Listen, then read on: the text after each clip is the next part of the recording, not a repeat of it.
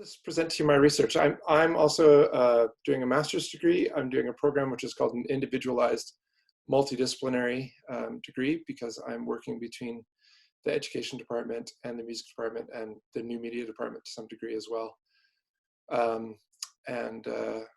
So I'll explain to you what my research is about. I'm going to start my slides. So here is a picture of me, and I'm working with a bunch of kids here, and we are playing boom whackers. So it's kind of an interesting setting. This was an awards night for a bunch of kids that won arts awards in Ottawa, and I was doing a little session with them at the National Arts Centre. So I worked for several years as a independent sort of artist and teacher, and I did percussion workshops all over African drumming, boom whackers. I did a lot of drum building sessions and whatnot. But one of the things that was really difficult for me was that in a lot of the places where I would go, the music lesson that I would give might be the only music instruction that the kids would receive for the whole year. I traveled a lot, did like rural and remote communities, and I thought for a long time that there must be a way to kind of create something that teachers could use in their classroom that would allow them to continue doing the same kind of work that I was doing.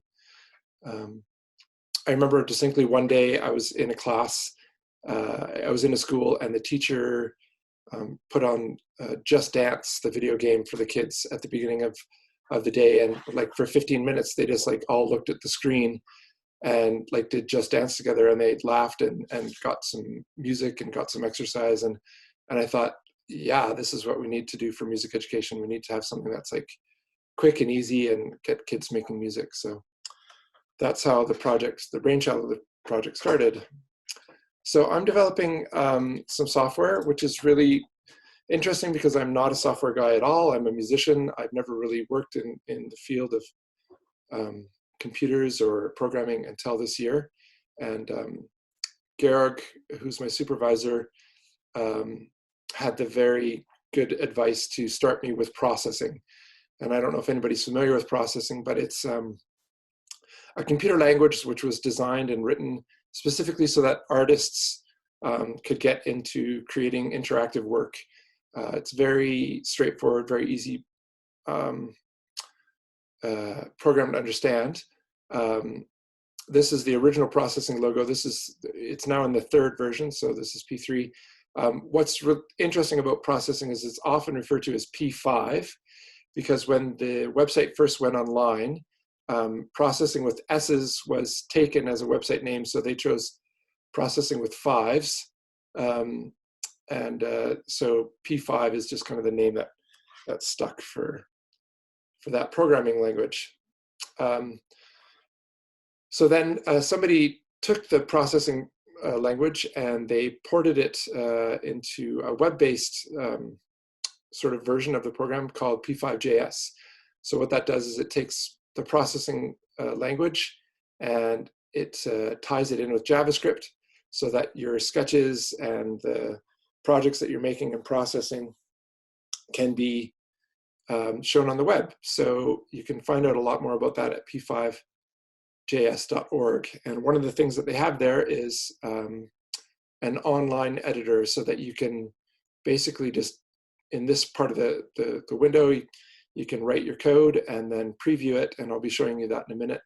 And it's really intuitive and quite easy to be able to get going on creating visual sketches, audio sketches, simple games, that kind of thing. So this is a great platform for me as a non sort of computer programmer, techie guy, to be able to get going.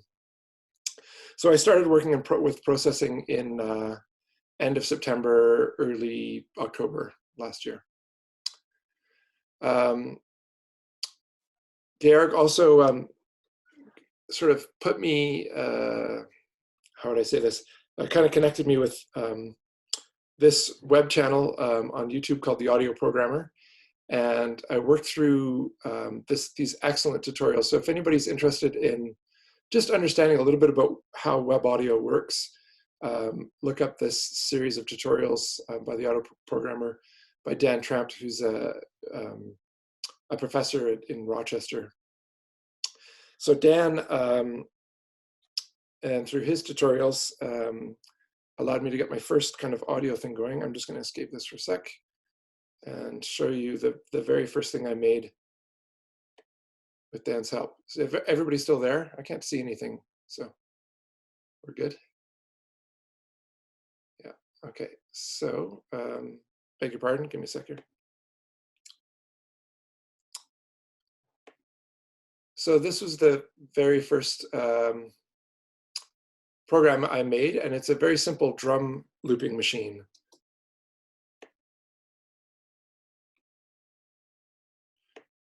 So what you can do is you can sorry, your audio doesn't go through if it's supposed to go through. Oh, shoot. Yeah, it is. Okay, let's just try this again.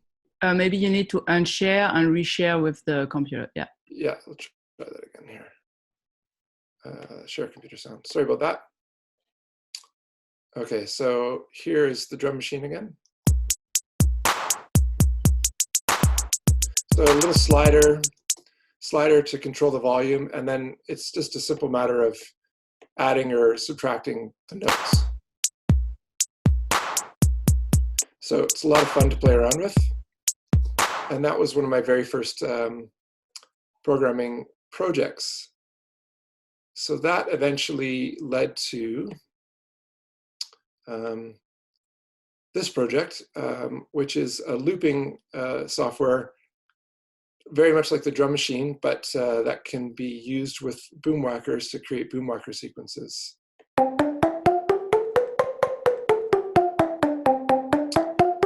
So once again, you can add or subtract, and this is all work in progress.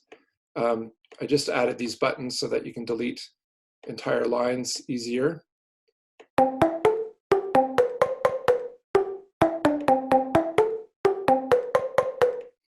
So the idea, of course, is that you'd have a classroom of kids. They would have boom whackers distributed amongst them, and when their particular color or note of boom whacker was seen in the playhead, then they would strike it to be able to create these kind of loop patterns. So it's a way for them to kind of create music in that way. So back to sort of my slides here, sorry. Oops, sorry.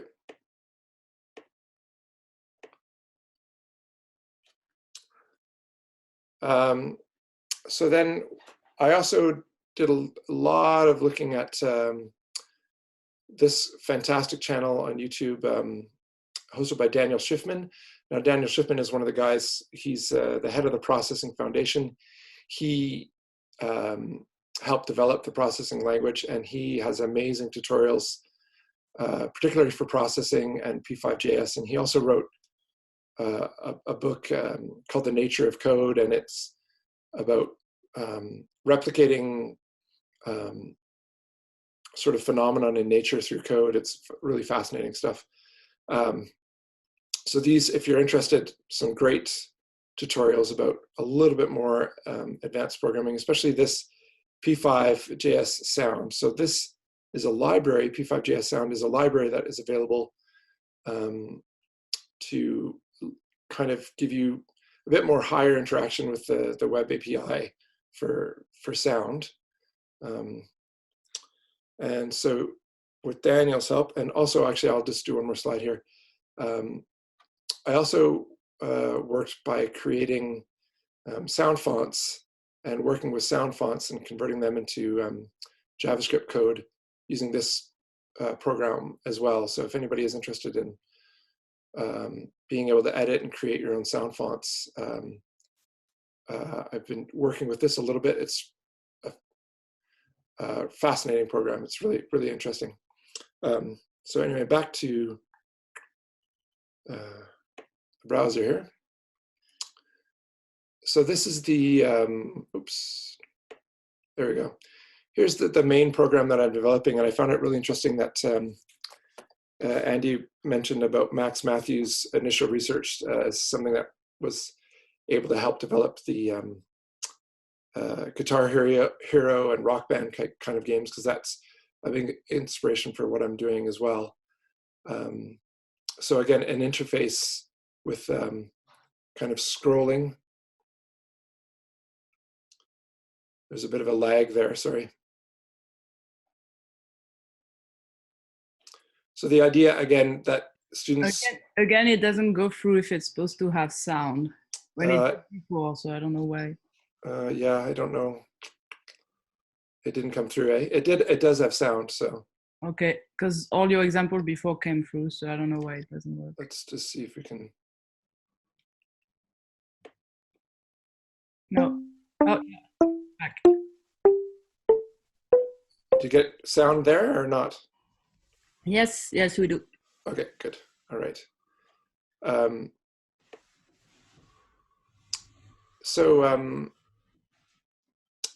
Yeah, so currently it's still very much under development. I've got a menu with different kind of basic songs, and then so here we've got so I've got some accompaniments that are happening there as well. You have the option of either muting or playing the accompaniments, and that's all done with it's all done with using sound fonts and a simple sequencing program. Basically, this sequencing works essentially the same way as the drum looper, just slightly more sophisticated, but not by much.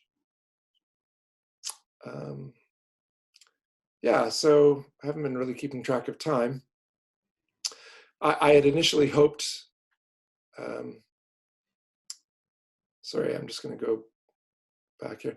I had initially hoped to actually, in the presentation, hand out some boomwhackers in the recital hall and get people trying this out so I could get some feedback about how they felt about the interactive nature of the program. But of course, we can't do that. So anyway, just to continue. Eventually, those two programs are going to be housed on a website, which I'm building. The project is called Wacky Wizards, and the idea is that the website will be a portal that teachers could visit, and that there'll be sort of lessons organized in a sort of chronological order that they might be able to access sort of 1 week at a time, and progressively through more challenging and interesting songs, allow the students to be able to develop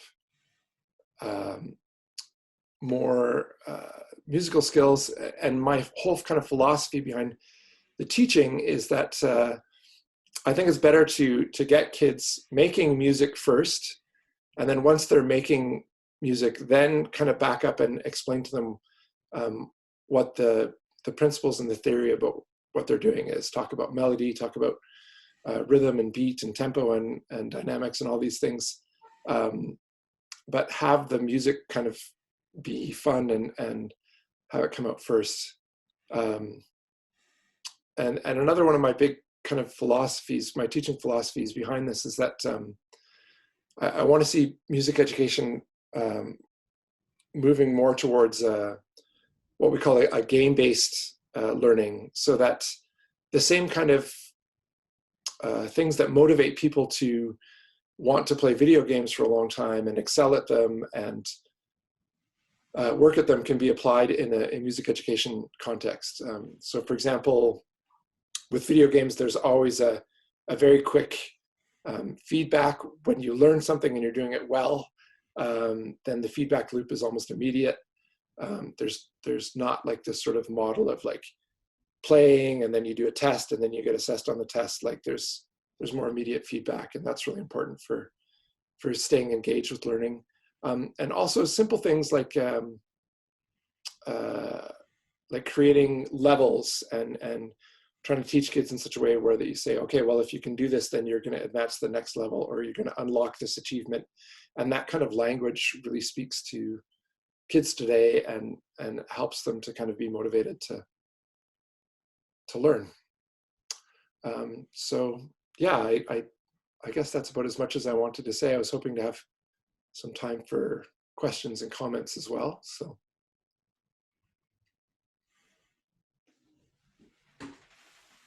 Okay, thank you very much, Leo. Yeah, we definitely have time for questions. We started a little late after lunch, so don't worry. I mean, I want to keep everybody keep the same time, so we good. Yeah, so do you guys have any questions, any comments? Yes, Robert, I have a question. I was wondering, with the software that you have developed so far, have you had the kids actually work with it, and did that influence the design? Yeah, no, I haven't actually had kids work with it yet. I've had teachers work with it. Having kids work with it is definitely part of the thesis. I guess I should have explained that a little bit better. So my whole thesis project is to kind of develop this software this year, and then next year we're planning on running a field test in a number of classrooms in the area, and have some assessment sort of capabilities built into the website so that I can get feedback from teachers and indirectly from students about their experience and what they like about it and what they think could be improved.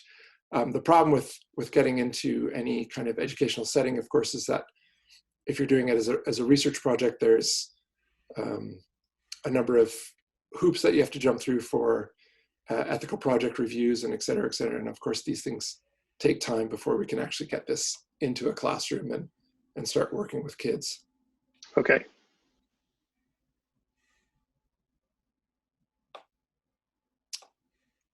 I find it really disconcerting that I can't see any of you. So if anybody else has questions, I'd love to hear them for sure. Yeah, go ahead. Students, don't you usually not shy? Is it the online setup that makes you shy?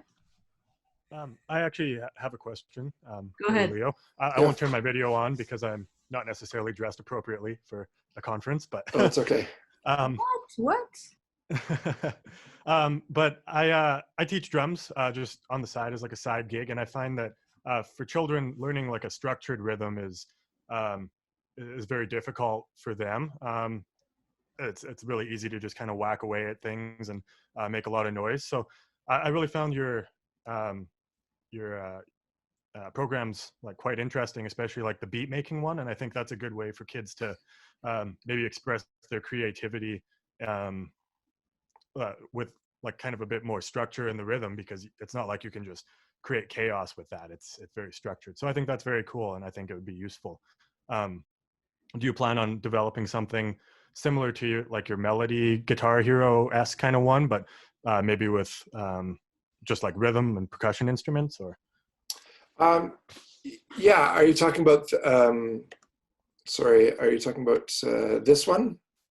No, the one you had up just before, actually. Oh, this one here.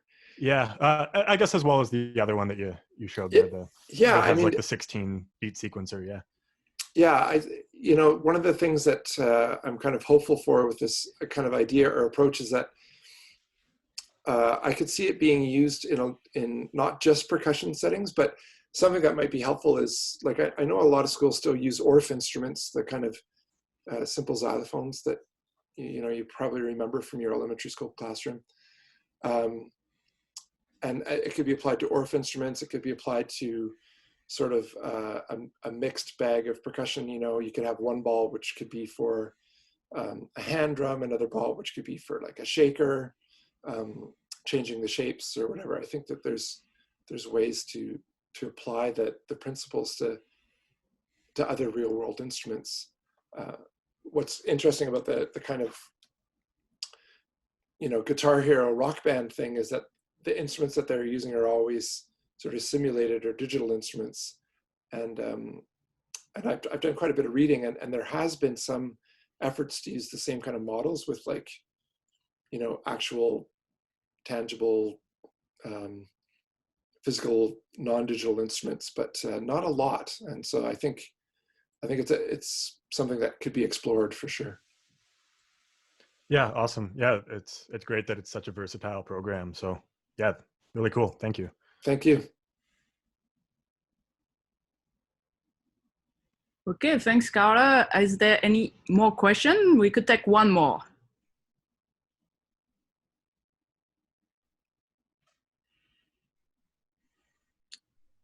Georg, do you have any comments maybe?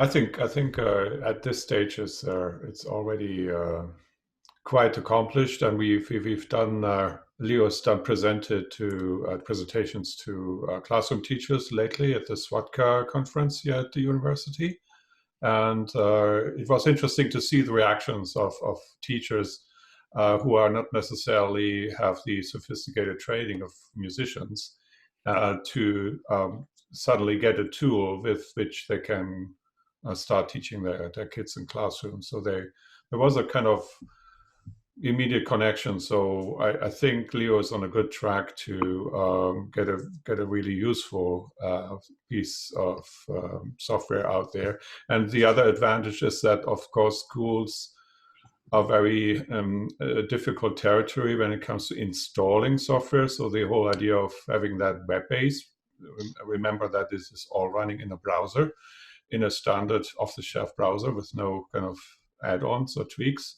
That makes it very, very useful for schools because they don't necessarily have the tech support to install software, and of course all the security restrictions involved with that. Yeah. So that was another aspect that I wanted just to emphasize as well. It's running all in a standard web browser, and it is platform independent. Yeah, that's great. Yeah, and Georg, of course, has been hugely instrumental in guiding me in the right direction so that I can actually make this thing a reality, because I had really no idea whatsoever when I started which direction to go in. So yeah, thanks, Leo. Yeah, thank you. Congrats.